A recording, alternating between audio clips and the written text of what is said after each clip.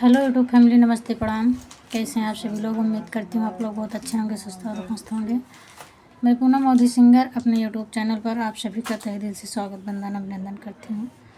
और मैं आज आप सभी के बीच में एक बहुत ही प्यारा, सुंदर सा, धमाकेदार एक नया पचरा गीत लेकर आई हूँ, नए तर्ज पर। तो फ्रेंड, इस गीत को पूरा सुनिएगा, जैसा भी लगेगा कमेंट बॉक्स में आप लोग ज़रूर बताइएगा।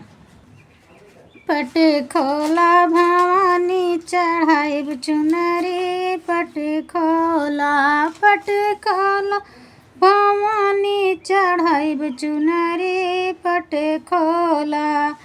केकरा के मांगब कंचन काया, केकरा ले मांगब सुहाग चुनरी, पट खोला भवानी चढ़ाइब चुनरी, पट खोला भवानी चढ़ाइब चुनरी, पट खोला। पियवा से मांगब कंचन काया, पियवा से मांगब कंचन काया, अपना से मांगब सुहाग चुनरी, पट खोला भवानी चढ़ाइब चुनरी, पट खोला भवानी चढ़ाइब चुनरी, पट खोला। केकरा से मांगब अन धन सोनमा, केकरा से मांगब अन धन सोनमा, केकरा से मांगब भरल धन भी, पट खोला भवानी चढ़ाउब चुनरी, पट खोला।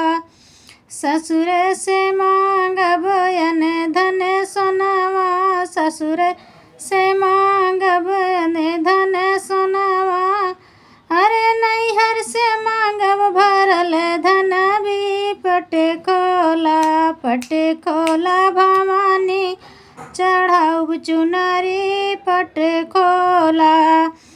केकरा से मांगब रोजी रोजगरवा, केकरा से मांगब रोजी रोजगरवा, अरे केकरा से मांगब भरल गोदी, पट